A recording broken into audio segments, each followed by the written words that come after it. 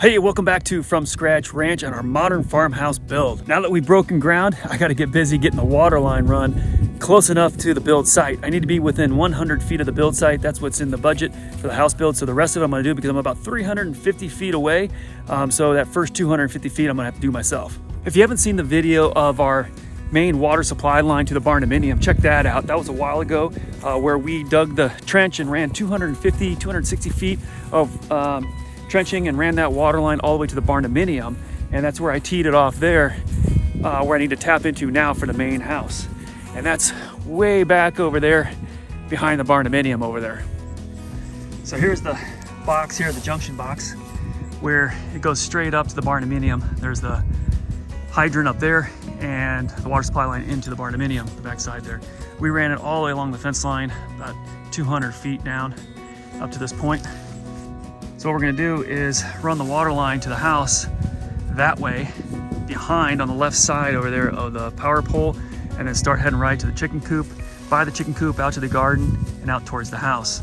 But what I'm also gonna do is run a T over here to a hydrant. I'm gonna put a hydrant along the fence line for this pasture right here, because as you can see, we're already running hoses everywhere. And when I'm mowing in the summer, these hoses get in the way. Even though there's a hydrant up there, I just don't want to run that hose anymore. Power pole's there, and then it goes underground to the barndominium that way. So I don't want to cross over the power line. I'm going to go around it. And then we're going to come up through here. And you can see all the hoses here also for the chicken coop and running water out here. So I'm gonna put a hydrant here. Now we're gonna fence this all in. This is gonna be our garden area. All this is garden. So this is gonna be a big fenced in area. And so I'm gonna put the hydrant out a bit because there'll be a gate like right here to get into the garden, and then we can get into the chicken coop from this side of the gate. So I'll put the hydrant there. I'm gonna run straight across through the garden, which will be all raised beds in this area. And then back here by this dirt pile, there's gonna be a greenhouse. And so this greenhouse here in the main entrance into the garden is where I'm gonna put another hydrant on the back side of it here. And that will allow me to then water out on this side of the garden. And then since the greenhouse is gonna be here, I'm gonna put the a couple tees in there, where one will tee off to the sink within the greenhouse, another one will tee off to an irrigation system, a future irrigation system for the garden. And then the main tee off to the house out that way. So that'll be about right here or so. Right in my shadow is where I'll put that box and put that T of the 1.5 inch water line that the plumber, when he comes to plumb the house, he'll do this last 100 feet. It's 100 feet from there all the way to the spot I'm sitting at. All right, so the first thing I'm gonna do is go get the backhoe and start digging this trench.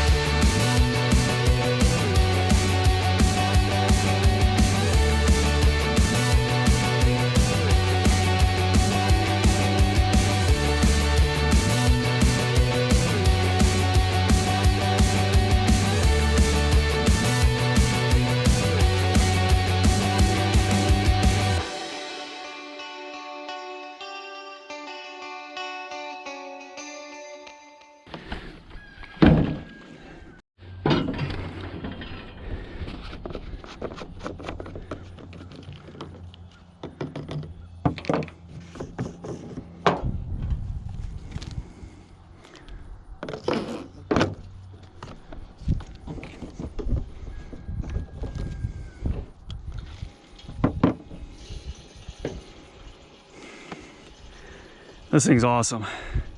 Picked that up on Amazon. So much cleaner, easier than trying to pour this 5-gallon, diesel fuel tank here. Yeah, you can check out a link down below in the description for Amazon. It's a pretty good product. It's a little pricey, but definitely worth it.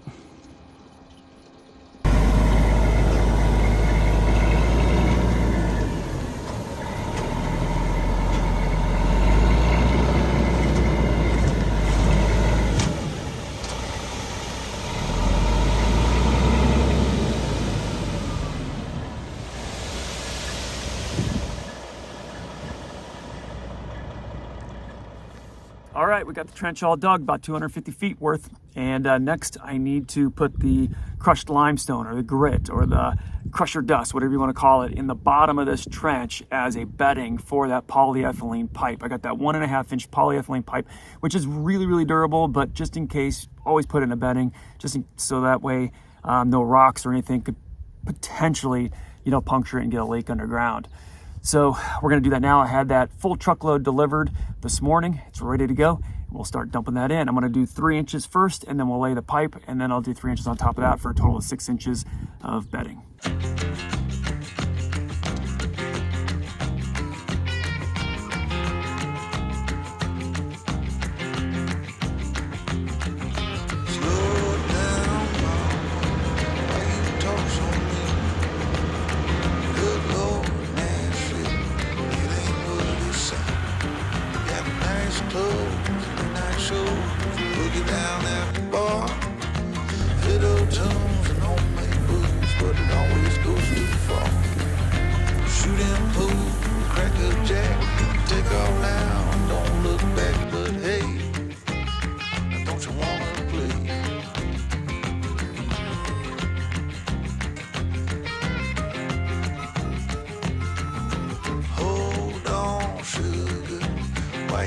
So sad. Come on now, mama, ain't you been here so bad? You got fast cars. So now I'm just using a hoe to spread it out, and because where the bucket dumped it, it's just not even, right? So I'm bringing it over with the hoe, and then I'm using this stick. I measured 24 inches with the stick. Yeah, so I just want to make sure I'm at least 24. I can go deeper, but at least 24. And that's because that's our frost line. Our frost line's like, I think 14 inches, maybe 18 in the higher elevation here. But I'm being safe and going 24 inches at a minimum.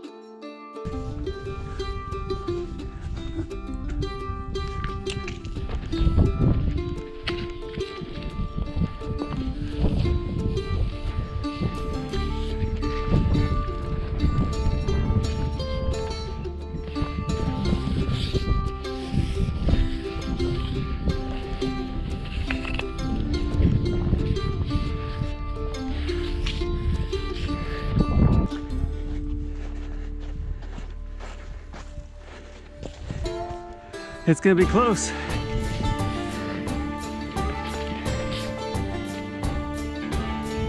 if there's enough excess on that other end.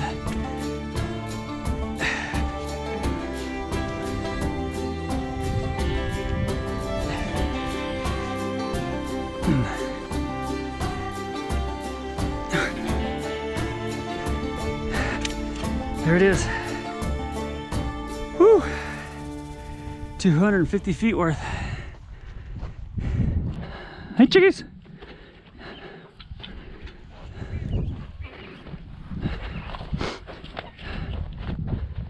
All right, so now that I got this laid in here, what I'm gonna do is put the 3 inches of this crusher dust on top of it to hold it in place.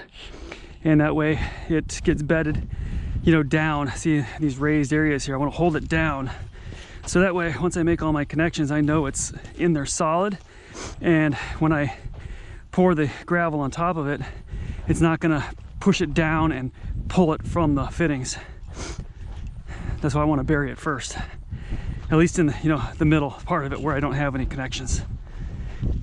Remove any rocks that accidentally fell in.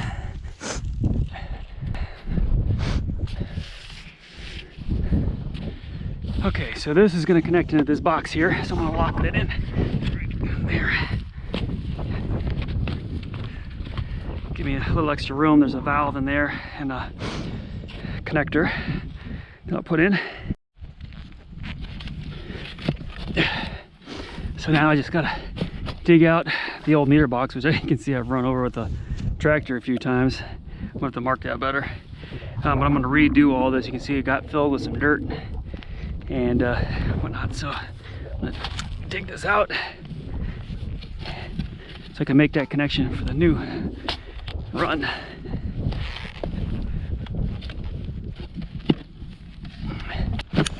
These are just the risers.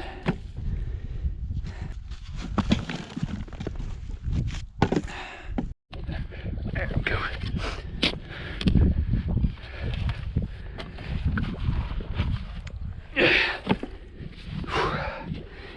Okay, there's the valve. Oh man, it's all caked in there.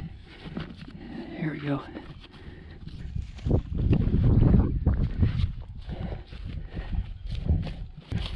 Okay, there's the poly there coming from that direction and into my forward fitting here, and there should be the T that then shoots that way up to the barndominium.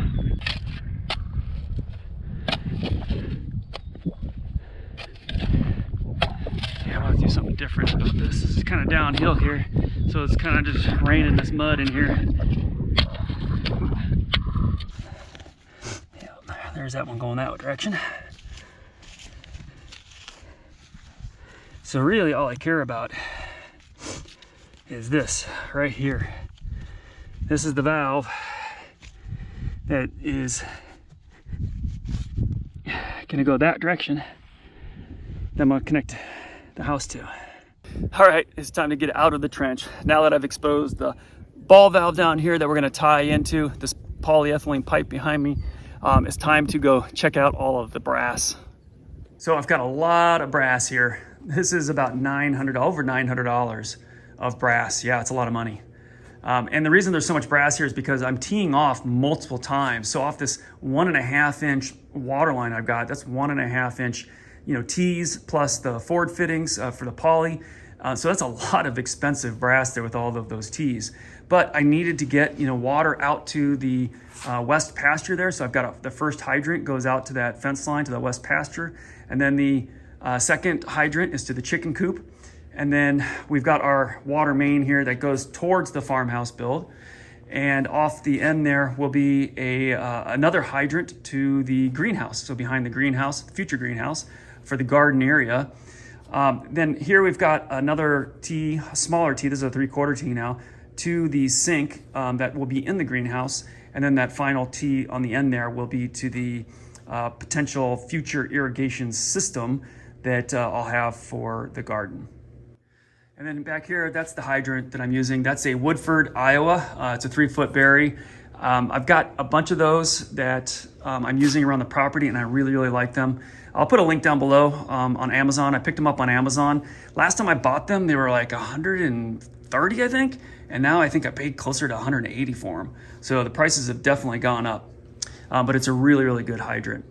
And then here in the middle of the table, you can see I laid out all of the parts on paper first. I designed that based on all of the parts. I took pictures off of the website. I bought this all from Star Mechanical, which is a local plumbing warehouse, and kind of mapped it all out because it's just a lot of parts. You can see there. I'll put this so you can screenshot it. But I was able to, document all of that, so I knew exactly what I need to buy and the quantities of each, because it is a lot of parts that have to be thought through, from the different nipples to the T's, to the reducers, to the valves, to the 90-degree angles, and so on.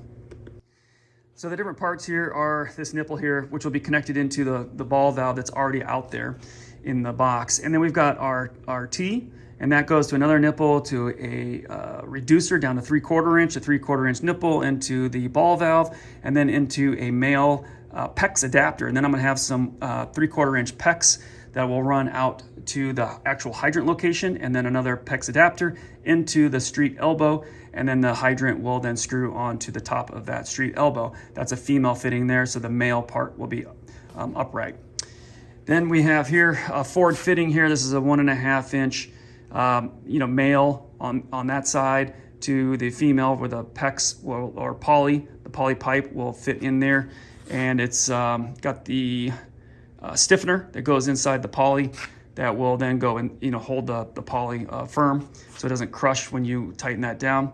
Same thing on the other end. So we'll run the poly all the way over towards the chicken coop, and the same thing, another male adapter into another T, and then another nipple into a reducer, then 3/4 inch nipple to the valve, and then I've got a 6 inch nipple here that will connect the street elbow for the hydrant. And the reason that's there is because instead of a PEX, because I'm going to have this hydrant just right outside the box there. And then I'm going to extend it again, another piece of poly all the way over towards the garden, and this will be into a T that will then come out towards the house. So the future house, the Modern Farmhouse Build, and this is where the plumber then for the Modern Farmhouse Build will tie into. And for now, I've just got a nipple in there then with the 1.5 inch cap to screw on there so it doesn't get any dirt inside. And then we got another nipple into a 3/4 inch reducer down to a 3/4 inch nipple there, then a valve so I can turn off the water out towards the greenhouse and the garden and all that. So that's going to be the garden hydrant off the end of that one. And then this one here is the sink. That will be the sink inside the greenhouse, future sink once we put that in. And then that final last one there where it terminates will be a potential future automated irrigation system. So that's the brass. So now the tough part is this first part here. I'm gonna start assembling some of this, but I'm gonna have to put this on down in the ditch and connect to the existing ball valve that's down there. So I'm gonna need to be able to turn this. So I can't assemble this whole thing, or at least this part of it. What I'm gonna have to do is assemble just this part, get that into that ball valve, get that all secured, and then start adding on other pieces to it.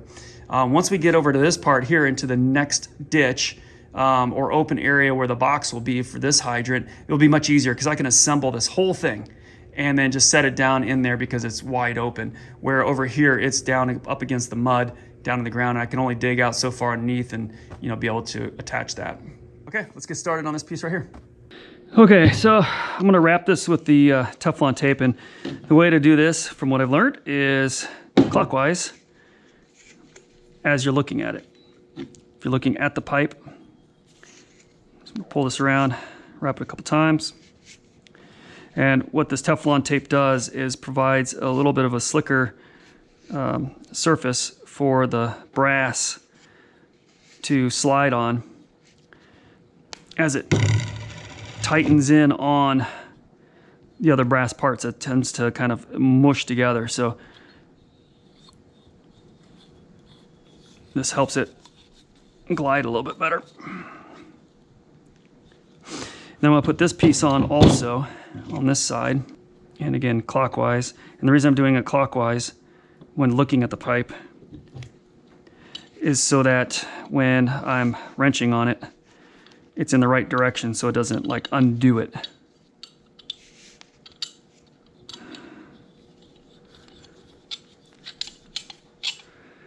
Okay, now I'm gonna just tighten these up with the wrenches really, really good. And then what I'll do is I'll get down into the ditch and put this side into the existing ball valve that's there. And I'll be able to turn this whole thing using my wrench in the ditch. And then we'll go ahead and assemble this piece also and put that in there. And then I'll be able to turn that in the ditch also. All right, so I just wanna put the bigger wrench on the actual T here. And in the opposite direction, the other wrench on the actual pipe there without damaging the threads until I get that really tight.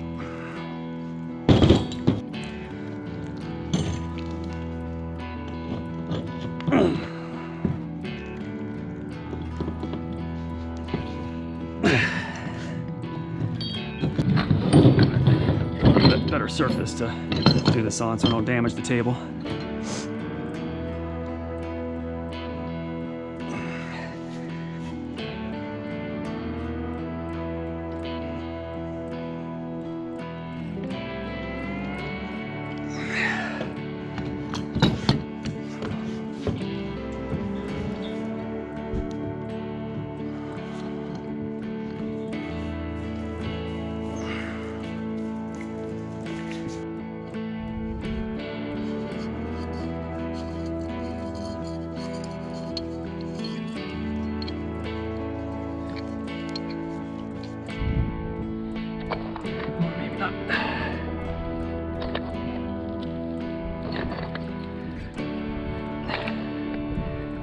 So far, so good. Okay. I'll have to. Okay, now for the next piece.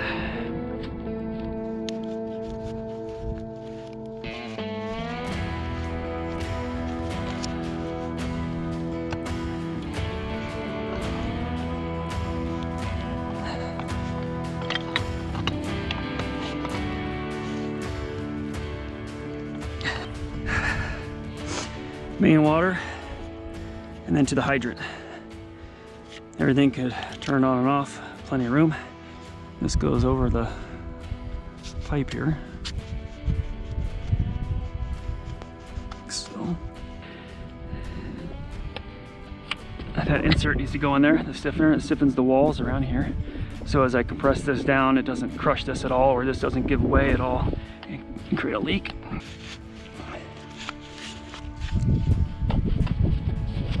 Okay, so I got the poly seated in this part here, and then I just pull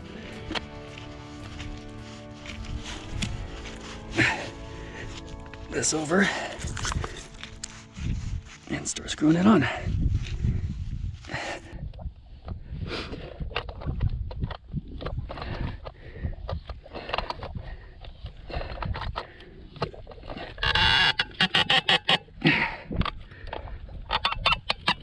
Alright, that should do it.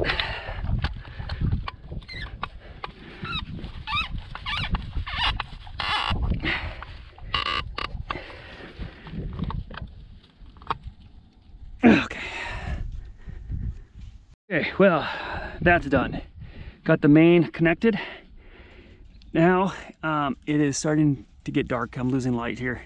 I can at least get this run of PEX done, and that way this is all, you know, connected.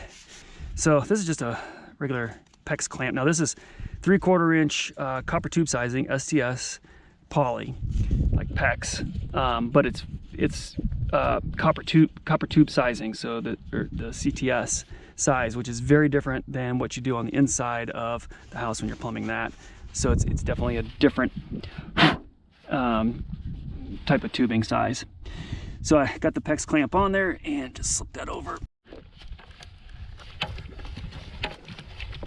All right, there we go, nice and tight there. All right, and then position the clamp with the pinch part right on the top there. And then using my crimpers, crimp that on.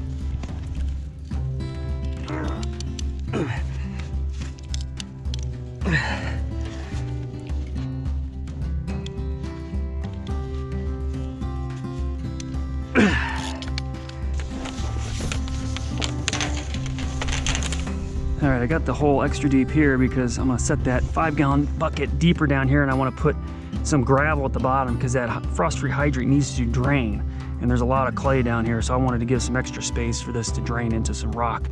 That's why this is extra deep here. Okay, well, I think it's gonna get too dark on me here.